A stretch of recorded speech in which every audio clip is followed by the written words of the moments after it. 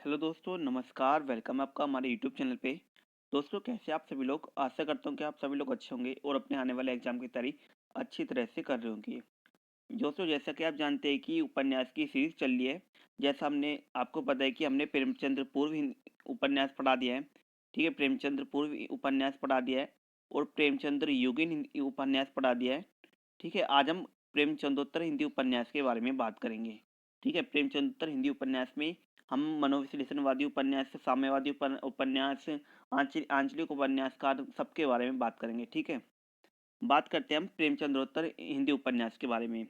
ठीक है, इस युग में जो उपन्यास को ना मुख्य 5 भागों में बांटा गया है। जैसे मनोविश्लेषणवादी उपन्यास हो गया, साम्यवादी उपन्यास हो गया, आंचलिक उपन्यास हो गया। ऐसे ही 5 भागों में बांटा हुआ है। ठीक है, तो बात करेंगे हम इसमें। जो सबसे पहले जो उपन्यासकार आते हैं, कौन आते हैं? जैनेंद्र आते हैं। हम मनोविश्लेषणवादी उपन्यास की बात कर रहे हैं। ठीक है, जो मनोविश्लेषणवादी उपन्यासकार है, कौन कौन है? जैनेंद्र, इलाचंद जोशी, और कौन है? जैनेंद्र, इलाचंद जोशी और हमारे अज्ञे जी हैं। ठीक है, जैनेंद्र, इलाचंद जोशी और अज्ञे जी। तो हम बात करेंगे सबसे पहले जैनेंद्र की। ठीक है, जैनेंद्र की बात करेंगे तो इनका जन्म होता कब होता है दोस्तों? 1905 में होता है। इनका जन्म 1905 में होता है और मृत्यु इनकी 1988 में हो जाती है। कब होती है इनकी मृत्यु? 1988 में मृत्यु हो जाती है और 1905 में इनका जन्म होता है। जैनेंद्र की जो हमारे हमारे उपन्यास आते हैं, कौन कौन से उपन्यास आते हैं जैनेंद्र के? ये सुनीता आता है। सुनीता इंपॉर्टेंट है बहुत ज़्यादा इनका। सुनीता, ठीक है, सुनीता आता है 1935 में आता है। परख आता है और त्यागपत्र आता है इनका। और कल्याणी आता है 1939 में। सुगधा आता है 1952 में। विवर्त आता है 1953 में और व्यतीत आता है इनका 1953 में।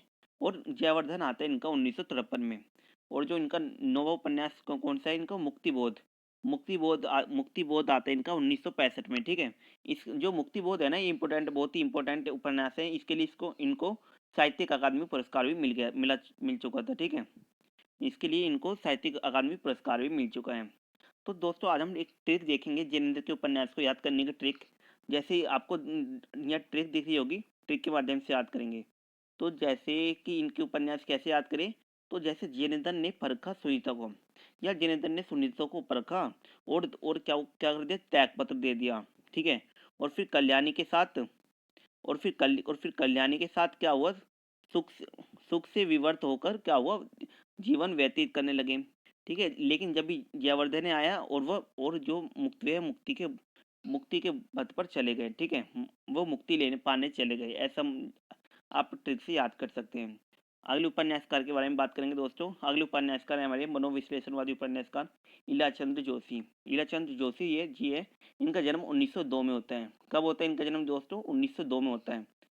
इनका जन्म 1902 में होता है और 1982 में इनकी मृत्यु हो जाती है। तो इनका जो उपन्यास है, कौन कौन से हैं? लज्जा, घृणामयी और सन्यासी जो 1941 में आता है, पर्दे की रानी, प्रेत और छाया, निर्वासित, मुक्तिपथ, जिप्सी और सुबह के भूले, झांझ के पंछी, ऋतु चक्र।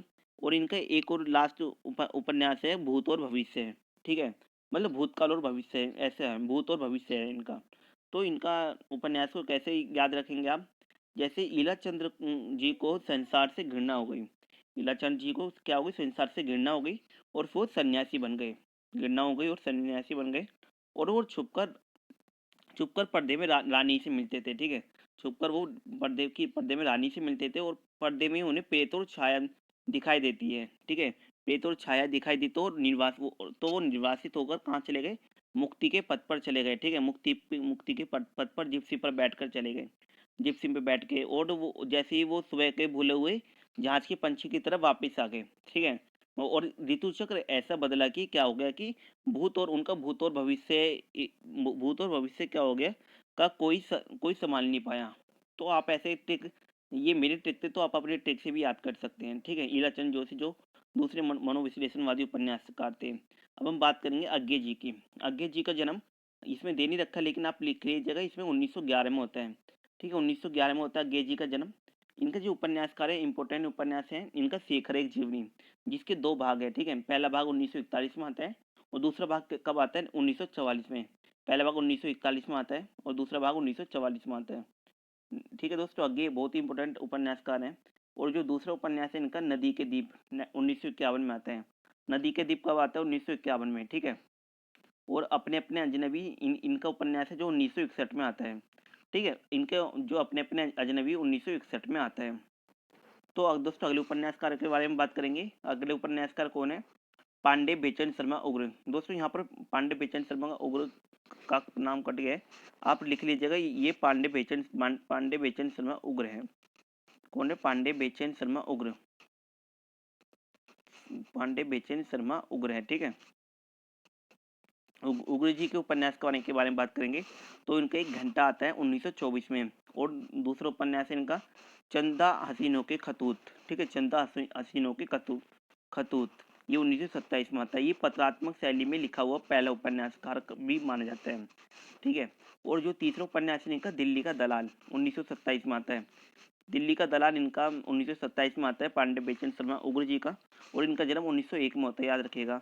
और कड़ी में कोयला इनका 1955 में आता है, ठीक है। 1955 में आता है इनका कड़ी में कोयला।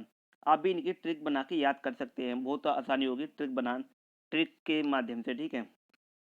दोस्तों हाँ, एक बात और कहना चाहते हैं कि अगर आपने हमारा टेलीग्राम चैनल अभी तक ज्वाइन नहीं किया है तो टेलीग्राम चैनल ज्वाइन कर लीजिए। उस पर आपको जो पीडीएफ है वहाँ प्रोवाइड करवाई जा रही है, ठीक है। आपको उपन्यास की आज सीरीज खत्म हो जाएगी और इसके बाद आपकी कहानी की सीरीज चलेगी, ठीक है। तो जल्दी से जल्दी हमारे चैनल को सब्सक्राइब कर लीजिएगा। आपको पूरे हिंदी साहित्य के इतिहास का पूरे हर एक वीडियो बताई जाएगी आपको, जो आपके सारे एग्जाम के लिए इंपॉर्टेंट होगी, ठीक है। चाहे वो टीजीटी हिंदी, पीजीटी हिंदी की, या एमए एंट्रेंस के लिए हो, या जेएनयू के लिए हो, या अलीगढ़ यूनिवर्सिटी के लिए हो, कहीं के जामिया के लिए हो, हाँ ये सभी के लिए इंपॉर्टेंट होगी, ठीक है। तो रिसर्च तो हम इसके लिए मॉक टेस्ट भी प्रोवाइड करवाएंगे, ठीक है। आज से हमने जीएस की जो सीरीज है वो भी चालू करी है। अगर आपने वाली वीडियो अभी तक देखी नहीं है तो जल्दी से जाके देख लीजिएगा, ठीक है। हमने जीएस की वीडियो भी स्टार्ट करी है, ठीक है, जो सीयू सेट के लिए आपका इम्पोर्टेंट हो सकती है। बात करें अगले उपन्यासकार के बारे में तो अगले उपन्यासकार है हमारे ऋषभ चरण जैन। कौन है दोस्तों? ऋषभ चरण जैन है हमारे। जो इनके उपन्यास हैं कौन कौन से आते हैं? मास्टर साहब, दिल्ली का व्यभिचार और दिल्ली का कलंक। जो मास्टर साहब है इनका 1927 में आता है, और जो दिल्ली का व्यभिचार है 1938 में आता है। बात करें अगले उपन्यासकार के बारे में तो अगले उपन्यासकार हमारे वृंदावन लाल शर्मा। वृंदावन लाल शर्मा को इन्हें बुंदेलखंड का चंद्र बरदाई भी कहा जाता है। अब जैसे कोई क्वेश्चन आ गया कि बुंदेलखंड का चंद्रबाई किस उपन्यासकार को कहा जाता है, तो ये किसे कहा जाता है? वृंदावन लाल शर्मा, ठीक है। इनका जन्म 1884 में होता है। 1884 में दोस्तों और किसका होता है? 1884 में ही आचार्य रामचंद्र शुक्ल जी का होता है।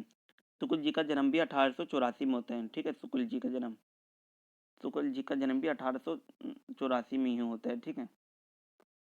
और आगे बात करें कि इनके कौन से विंद्रलाल शर्मा के कौन कौन से उपन्यास है।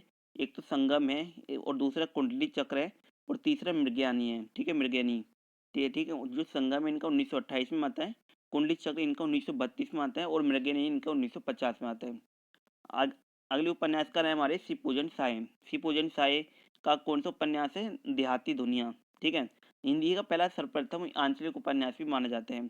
इनका शिवपूजन साय क्या है? देहाती दुनिया में जीते हैं, ठीक है। ऐसे याद कर सकते हैं कि शिवपूजन साय जी है जो वो देहाती दुनिया में जीते हैं, ये उनका 1926 में आता है।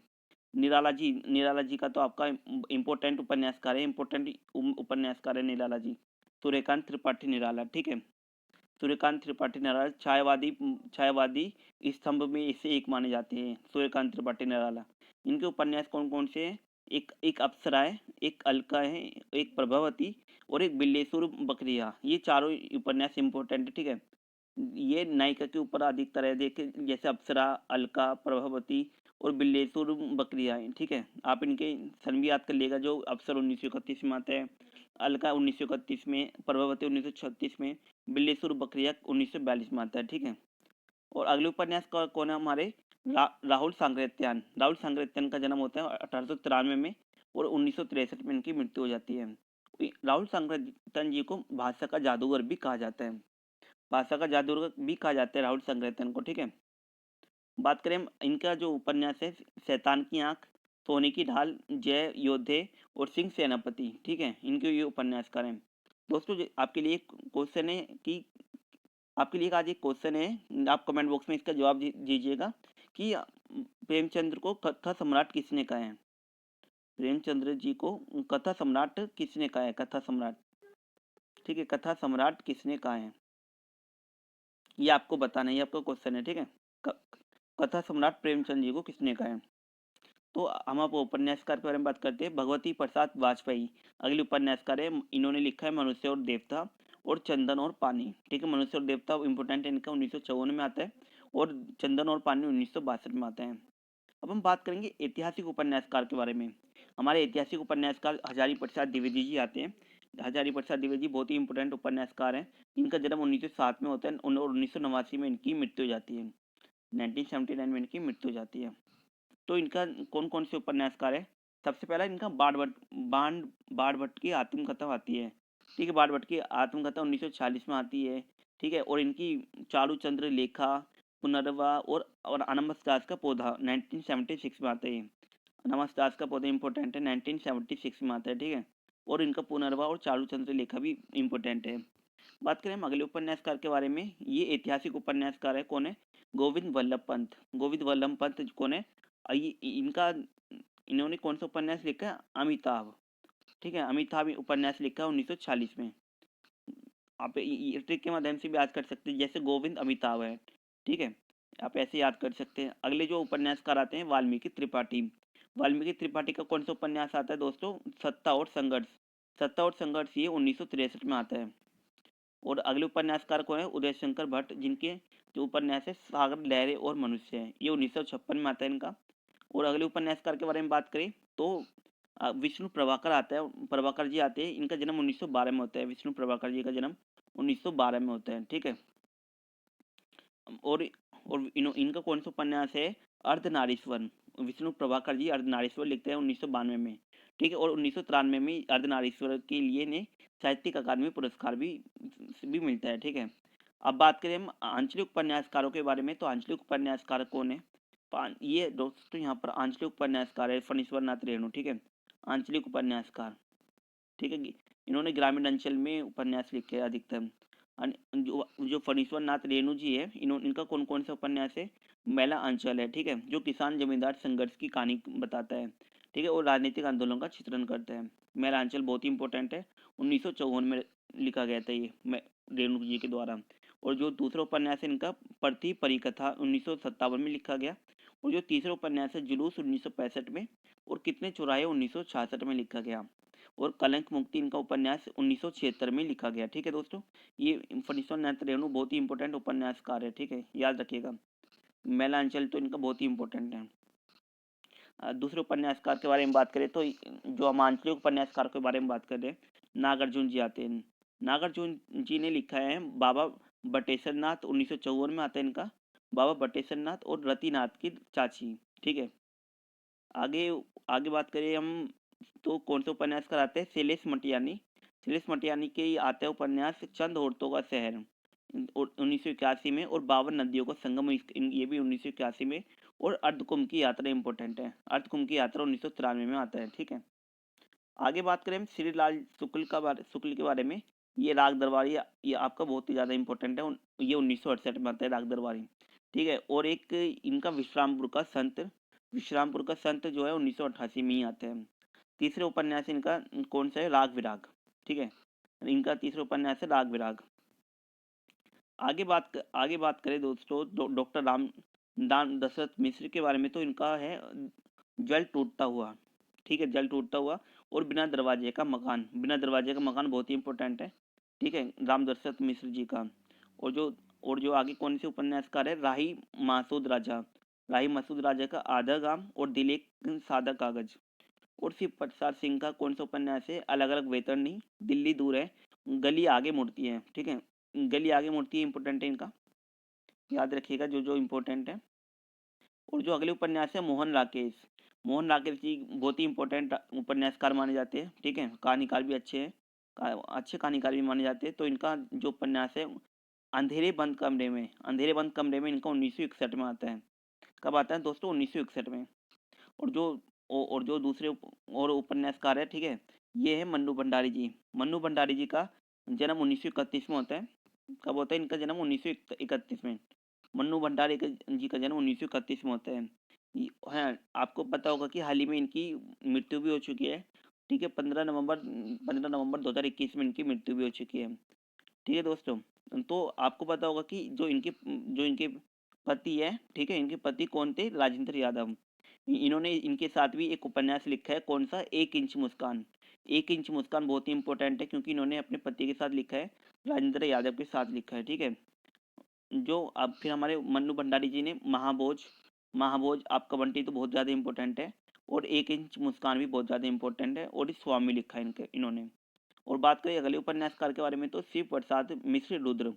शिव प्रसाद मिश्र रुद्र ने कौन सा उपन्यास लिखा है? इन्होंने बहती गंगा लिखा है, 1952 में आता है जो। दोस्तों आज हमने ये जो उपन्यास की सीरीज है ये खत्म कर दी है। ठीक है, अब हम इसका जो मॉक टेस्ट है, मॉक टेस्ट प्रोवाइड करवाएंगे आपको हम। तो जो अब हमारी अगली सीरीज होगी, कौन सी? कहानी की होगी। ठीक है, हम कल से कहानी की सीरीज चालू करने वाले हैं। हमने प्रेमचंद्र पूर्व हिंदी उपन्यास पे पढ़ा दिया है, पूर्व हिंदी उपन्यास पढ़ा दिया है, और युगीन हिंदी उपन्यास पढ़ा दिया है। ठीक है, और प्रेमचंद्र उत्तर हिंदी उपन्यास पढ़ा दिया है। ठीक है, प्रेमचंद्र उत्तर। ठीक है, उत्तरम को हिंदी उपन्यास पढ़ा दिया है, तो अब हम हिंदी कहानी की सीरीज चालू करेंगे। ठीक है, और जैसे ही हम धीरे धीरे हम मॉक टेस्ट भी प्रोवाइड करवाएंगे। ठीक है, आपको हमने आपके लिए जीएस की एक जीके और जीएस की सीरीज चालू करी है। आप अगर आपने उस वीडियो को नहीं देखा है तो जल्दी से जाके देख लीजिए। ठीक है दोस्तों, और टेलीग्राम चैनल भी जल्दी से ज्वाइन कर लीजिए। तो दोस्तों वीडियो को यहीं एंड करते हैं। तो दोस्तों अगर आपको हमारी वीडियो अच्छी लगी तो चैनल को लाइक कीजिए, शेयर कीजिए और सब्सक्राइब कीजिए दोस्तों। धन्यवाद।